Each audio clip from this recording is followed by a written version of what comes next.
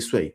Bora lá, continuar aqui, galera. Ó, abre o olho, hein, seu Dorival. Dorival Júnior agora abre o olho, né? E a gente vai estar de olho nesse trabalho do Dorival, agora com esses novos reforços aí que chegaram, quer dizer, chegaram 4, aí chegou mais um aí, porque o Iago, lateral esquerdo, chegou também, né?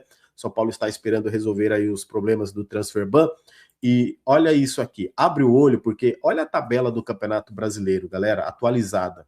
O líder, né, o nosso arquirrival, 47 pontos à frente, 8 pontos à frente do Flamengo, e com um jogo a menos tem o Flamengo. Se o Flamengo ganhar, ele iria ali para 42, ficaria 5 atrás do Palmeiras. O Flamengo não depende só exclusivamente dele para ser campeão brasileiro, né? É pela regularidade do Palmeiras, eu acho que o Palmeiras vai levar esse título brasileiro aí do jeito que está o negócio. Enfim, tem muito campeonato ainda pela frente, né? Mas a gente está vendo aí que o Palmeiras, além dele ser uma equipe forte, tem muita ajuda de arbitragem, não dá para negar.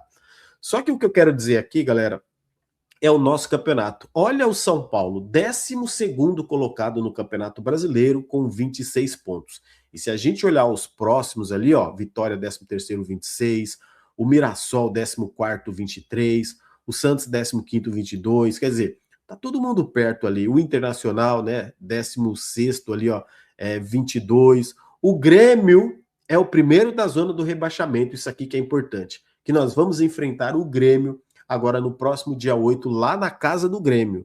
E é um jogo que, se o São Paulo ganha, ele faz 29 e fica ali no meio da tabela. Se o São Paulo perder, meu amigo, se o Grêmio ganha do São Paulo, o Grêmio vai a 25 pontos, fica um ponto atrás do São Paulo e embola mais ainda essa briga na parte de baixo da tabela do Campeonato Brasileiro. Então, assim, é inadmissível, né, o São Paulo perder para o Grêmio. Não dá para pensar em derrota. Eu acho que o São Paulo já teve essa cota de derrotas aí nesse começo.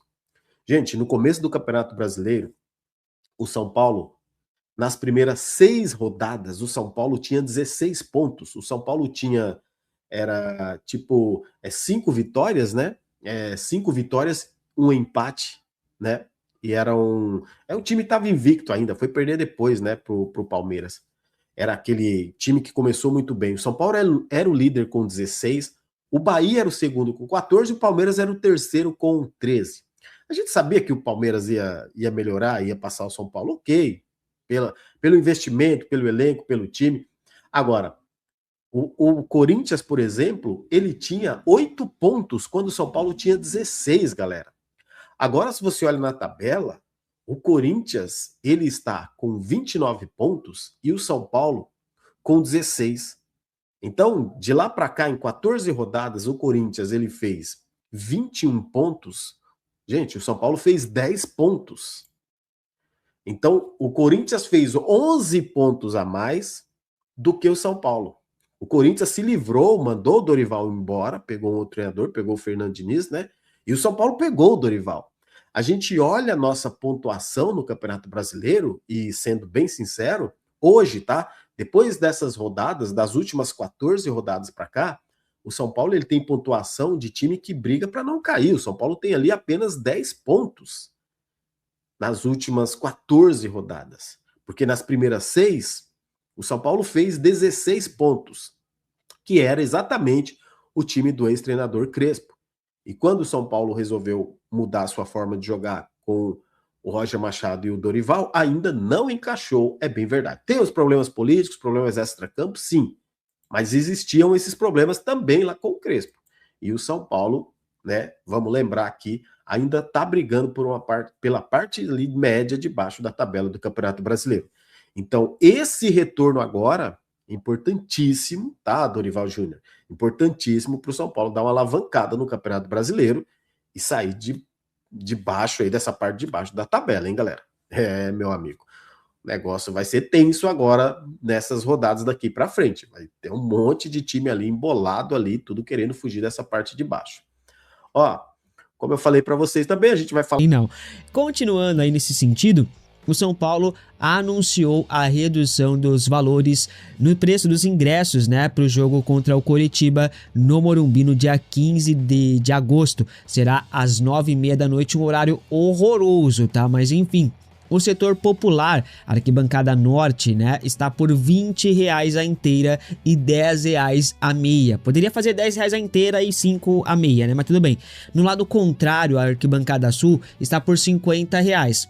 Já na leste e oeste, a inteira está por R$100. A cadeira superior norte está por R$50, um preço excelente, né?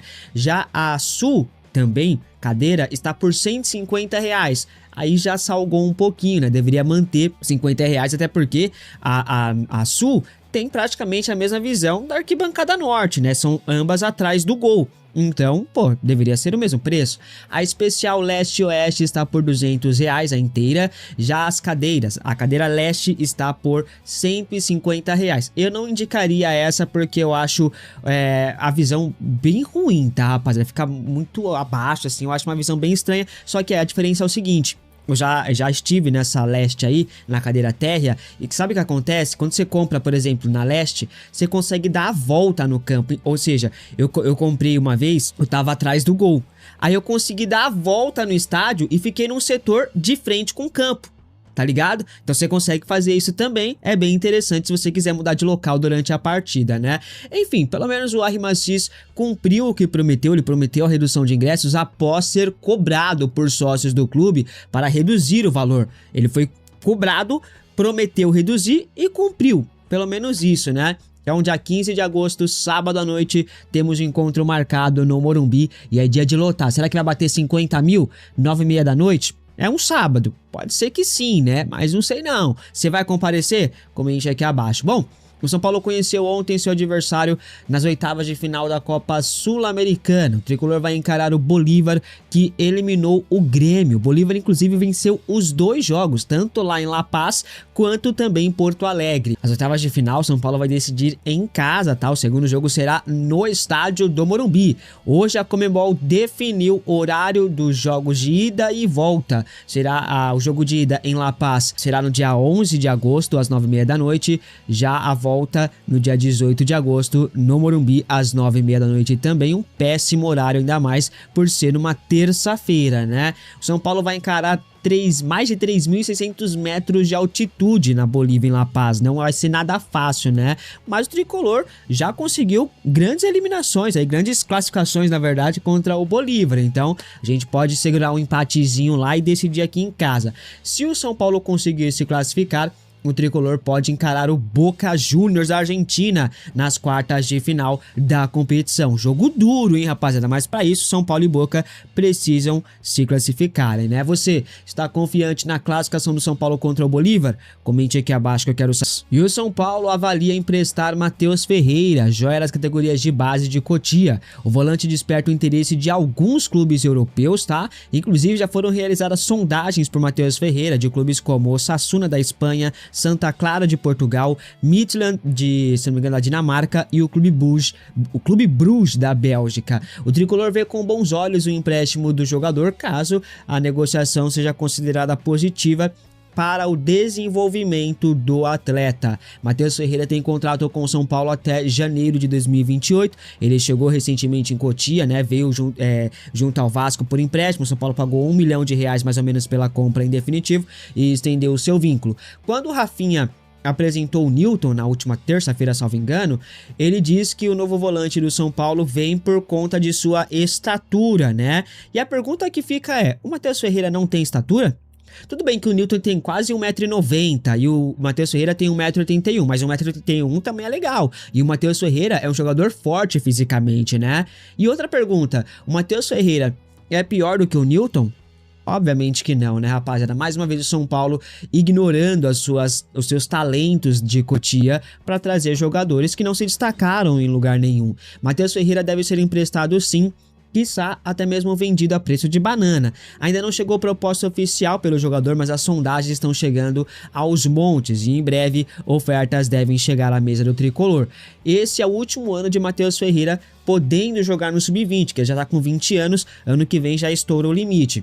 Hoje ele é titular absoluto do time comandado por Júlio Batista, capitão do time inclusive, e eu gostaria de saber a sua opinião. Você é a favor da saída de Matheus Ferreira por empréstimo? Comente aqui abaixo. Pausa de 5 segundos para pedir a sua ajuda ao nosso canal com o seu like e se inscrever se ainda não for um inscrito. Próxima notícia. Rapaziada, a próxima notícia que eu tenho pra passar pra vocês é que o acordo está fechado. O São Paulo tem uma nova fornecedora de ingressos ali, né? Uma nova empresa que vai comercializar ingressos do São Paulo a partir da próxima temporada. Pra quem não sabe, a atual empresa é a Total Acesso, a pior empresa da história. Na moral, não indico isso nem pro meu pior inimigo, galera. Não indico isso nem pro meu pior inimigo, de tão ruim que a Total Acesso é. De tanta raiva que ela já me fez passar. Pelo amor de Deus, que empresa michuruca, que negócio, que serviço mal prestado é essa da Total Acesso, né, galera? E agora a Ticketmaster é a nova comercializadora de ingressos do São Paulo. O acordo foi fechado aí, 150 milhões de reais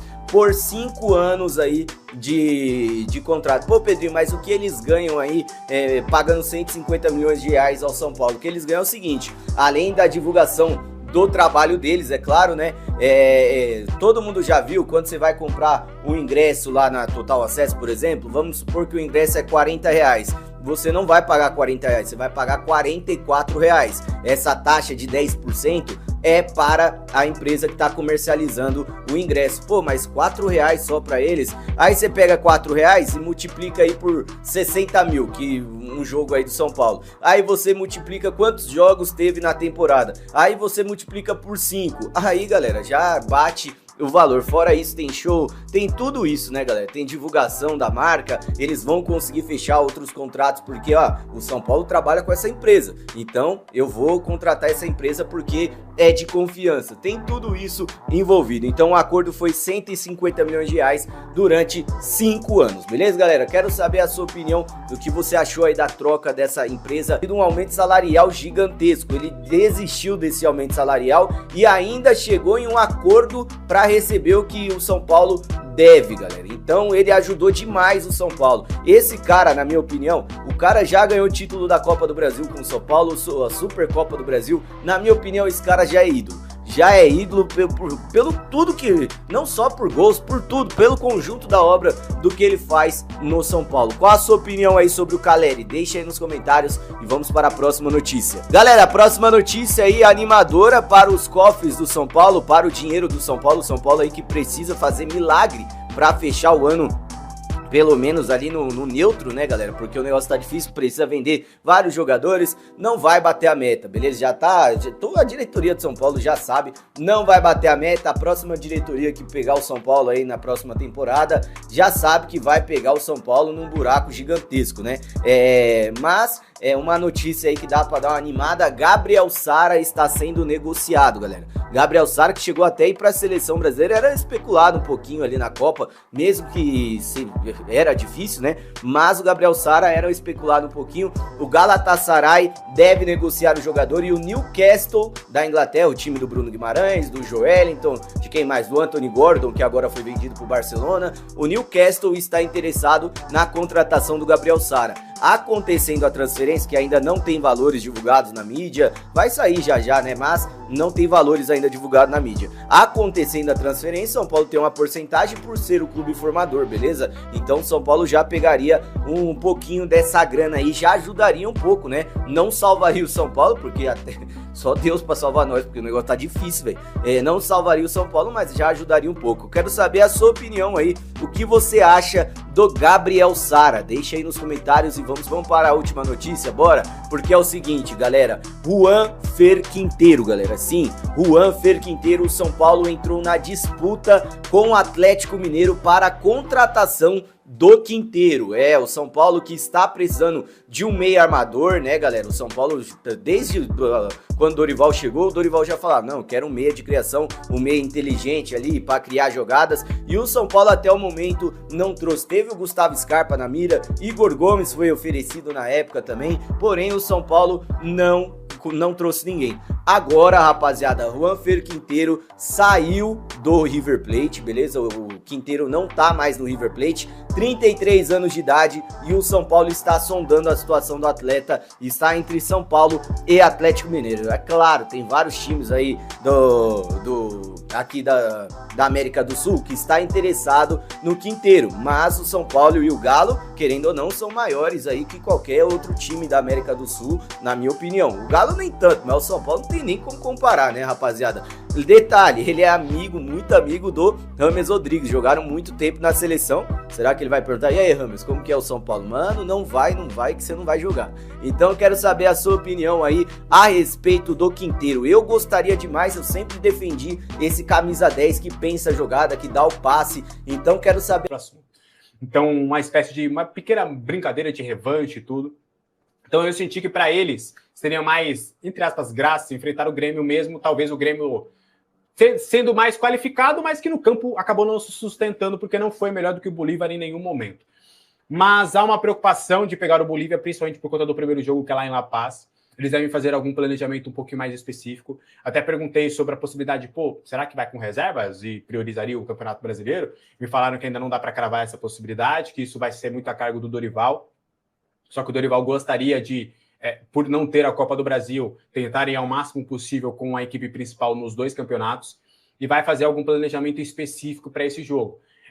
A expectativa é sair vivo da Bolívia, né? Então, no sentido de sair vivo, um empate, um resultado só de 1 gol de diferença para tentar resolver no estádio do Morumbi.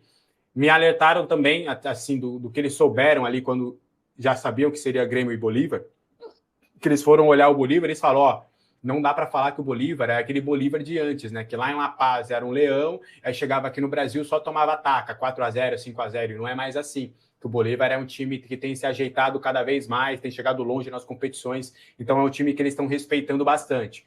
Mas que o crucial para eles, eles entendem que é sair vivo do primeiro jogo. Saindo vivo do primeiro jogo, o São Paulo, com certeza, na visão deles, vai conseguir realmente ter essa possibilidade de passar de fase e passar para as quartas de final. Tá bom? Mais 4 informações, mais bastidores e quase mercado, né? O São Paulo tá vendo o Cauli amargar um jejum. O Cauli não joga desde o dia 17 de maio contra o Fluminense no Maracanã, que foi a partida do Milton Cruz, né?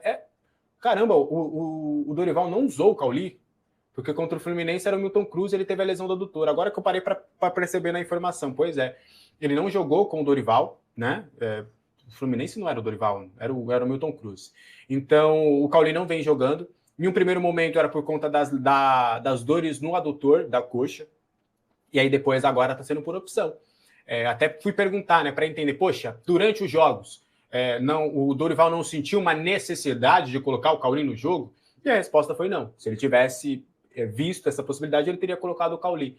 O Cauli, na visão interna, né, do São Paulo hoje, é um jogador para contexto de jogo.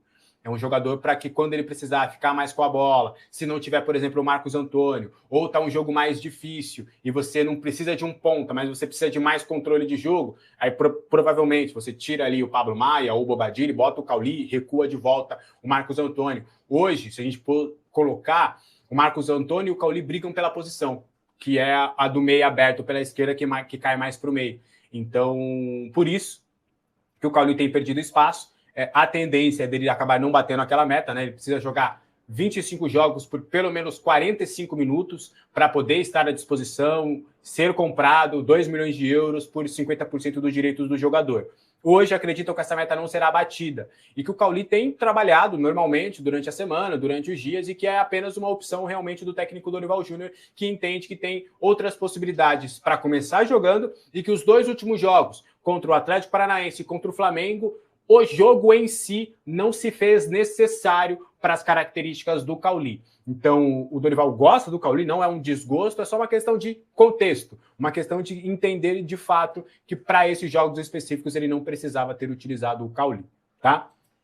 Sobre o Osório está sendo bem valorizado internamente, até uma pessoa que eu conversei do São Paulo me cravou que o São Paulo não deve buscar um zagueiro. Há até uma situação, eles acreditam que trazer mais um zagueiro, mesmo que seja uma oportunidade de mercado, pode tirar o espaço do Osório. E, obviamente, também pode gerar uma repercussão negativa. Então, o Dorival tem trabalhado com o Osório, está querendo trazer cada vez mais respaldo para o Osório. E até uma pessoa com quem eu conversei quer esperar mais um pouquinho, porque o Osório renovou no início do ano. quer esperar o término da temporada. Se ele conseguir manter este nível, a expectativa do São Paulo é de chamar o Osório para renovar o contrato e dar uma valorização salarial importante para o camisa 54 tricolor. Com a saída do Tapia, a expectativa de algumas pessoas dentro do São Paulo é ter mais espaço para o Rian Francisco, mas pero não muito. Por quê? Com a saída do Tapia, é importante trazer que o Dorival ele tem cinco centroavantes, certo? E aí ele tem 6 centroavantes. Ele tinha 6 centroavantes, correto? A primeira coisa que ele fez foi André Silva. Para mim não é só mais um 9. Ele pode até jogar em alguns jogos? Pode. Mas para mim ele é um 10. Para mim ele é o 10 reserva do Luciano, porque o André Silva é o segundo atacante. Então tiramos o André Silva dessa equação. O Caleri é meu titular. Ponto. Acabou. Faltam 4. Aí vamos supor, o Rian Francisco fica porque é uma joia, porque é o mais talentoso deles todos e que a gente quer maturar. E aí não tem idade para o sub-20. Então naquela ideia que a gente tem de titular e reserva e o terceiro sendo sub-20, o Rian é o único que se encaixa. Sobram 3, Tapia, Gustavo Santana e Paulinho. O Dorival começa uma competição interna entre eles ali dentro, no dia a dia e tudo. Aí ele fala, o Paulinho tá atrás, então o Paulinho pode ser negociado. Sai o Paulinho e está buscando aí resolver a sua situação. Sobra Tapia e Gustavo Santana. E aí o Dorival opta pelo Gustavo Santana. Então o Tapia perde espaço. Com isso, o Rian Francisco se torna essa terceira opção. Gustavo Santana e Rian Francisco hoje são as opções para ser suplentes ao Jonathan Caleri. Ali dentro, tem algumas pessoas que falam que o São Paulo não descarta buscar um novo 9, como oportunidade de mercado. Então, por isso que eu ainda teria cautela em relação a essa situação do Rian. Mas a gente já trouxe com exclusividade, que o Dorival e o Rafinha conversam praticamente diariamente com o Rian, que a família e as pessoas próximas estão satisfeitas com o trabalho que tem sido feito. O Fabiano, empresário dele, esteve lá no CT essa semana e conversou com o Rafinha, com o Dorival. Então tá todo mundo entendendo os processos e passos que vai ter o Rian Francisco dentro do plantel. Eu acredito que no fim das contas o São Paulo não deve buscar um centroavante, apesar deles falarem que estão de olho em oportunidades de mercado. Mas há de se ver, vamos aguardar as cenas dos próximos capítulos e entender se de fato o Rian Francisco vai ou não sair do nosso tricolor paulista. Ou se vai ter oportunidades no nosso tricolor paulista. E tem mais reforço chegando, por incrível que pareça, né? Você vai falar, né, irmão, é piada, tá metendo louco, tá mentindo pra gente, tá enganando a gente, é fake. Não, rapaziada, mas o São Paulo tá buscando mais um nome no mercado, mesmo com o transfer ban, mesmo com 2 nomes, basicamente assim, ó, de braços cruzados, esperando serem anunciados e regularizados, né? Exatamente, parece até piada, mas esse é o São Paulo Futebol Clube que está de olho aí em mais uma contratação. E eu quero tratar 2 nomes agora com vocês, cada um na sua situação. Primeiramente, eu quero falar sobre Léo Bonatini, centroavante de 32 anos de idade, que está livre no mercado e ele foi oferecido ao tricolor paulista. Ele já tem muitos clubes na carreira, mas tem passagens importantes pela equipe do Wolverhampton e também do Nottingham Forest, equipes aí da Premier League, além de ter jogado algumas temporadas no futebol português e nos últimos anos estava no México e agora livre no mercado aos 32 anos de idade. Foi oferecido ao São Paulo Futebol Clube. Ele é mais um centroavante, ele pode até fazer às vezes ali como um segundo atacante, como joga hoje o Luciano, por exemplo, né? Mas ele é mais com característica ali de centroavante e foi oferecido ao São Paulo, Léo Bonatini, 32 anos de idade. Agora, tem um outro nome que eu já falei com vocês há pelo menos 2 janelas de transferências. É um nome que o São Paulo já conversou, é um nome que o São Paulo viu que o contrato estava acabando, já tentou ali, mas aconteceu uma situação que deu uma reviravolta nesta situação. Vamos falar agora sobre Alan Guimarães, conhecido como Alanzinho. O jogador está neste momento também livre no mercado após 3 temporadas na equipe do Moreirense. Ele surgiu nas categorias de base do nosso rival, né? Do nosso rival de muro aí, a equipe do Palmeiras, e era tido como uma das maiores promessas do futebol brasileiro. Camisa 10 até da seleção de base, inclusive. Era jogador assim importantíssimo, era tido como uma das grandes joias palmeirenses, né? Mas acabou, pelo menos por enquanto, não vingando como o esperado. O jogador passou as últimas 3 temporadas aí na equipe do Moreirense e o contrato se encerrou agora neste mês de julho. A expectativa do staff do jogador era a preferência dele continuar no mercado europeu. Só que pela falta de interessados, eles já estão olhando agora os interesses dos clubes brasileiros. E tem 3 clubes que já, vamos dizer assim, avançaram além do só interesse. já garantiram ali algumas conversas iniciais, entendendo condições, entendendo ali tudo que está passando ali na cabeça, né, do Alan Guimarães, que quer voltar agora para o futebol brasileiro, o que ele está pensando. E esses 3 clubes são São Paulo, Cruzeiro e Grêmio, né, os 3 principais interessados no jogador. Como eu falei para vocês, ele estava dando a prioridade, né, para permanecer no futebol europeu, não recebeu muitas propostas e por enquanto está aí aguardando esta definição. E o São Paulo já se interessou pelo jogador e mesmo com o transfer ban iniciou conversa, porque o transfer ban ele não vai durar para sempre. Em algum momento ele vai cair, aí o São Paulo vai anunciar os 2 outros jogadores e sinceramente, rapaziada, desses 2 nomes que eu falei, eu acho o Alanzinho muito mais vantajoso do que o Léo Bonatini. Primeiro que é um jogador, na minha opinião, muito mais técnico e seria um jogador muito mais útil ao nosso elenco. Ele é jovem, tem 26 anos de idade, então para todo mundo que falou, até inclusive do Léo Bonatini, é o Asilo FC, São Paulo só contrata jogador velho e não sei o que, o Alanzinho é diferente, é um jogador de 26 anos de idade, muitos jogadores vivem o seu auge, né, aos 26 ou um pouquinho depois, um pouquinho antes, mas ele tá jogando ainda muita bola. Me surpreendeu, inclusive, ele ter ficado livre no mercado, inclusive durante tanto tempo. Quando o São Paulo viu essa notícia de que ele já poderia assinar um pré-contrato, São Paulo já conversou com ele, mas a resposta do staff tinha sido essa, a permanência no futebol europeu. Como isso não aconteceu até agora, São Paulo se animou um pouquinho, outros clubes também se animaram e já começam a conversar sobre esta possibilidade. Ele é um meia clássico, um meia de ligação, um meia de criação e um meia atacante também, que é um jogador de muita qualidade técnica, um jogador baixinho, ele tem 1,65 m de altura, mas é um jogador dinâmico ali no meio de campo. O Léo Bonatini é um jogador com características que nós já temos no elenco. Nós temos o Calério, nós temos até as joias da base, aí o Jean Francisco, o Gustavo Santana, se você quiser considerar o André Silva também. Para a armação de jogadas, hoje nós não temos. Deveria ser o Cauli, né? Mas acabou que não conseguiu engrenar ainda nesta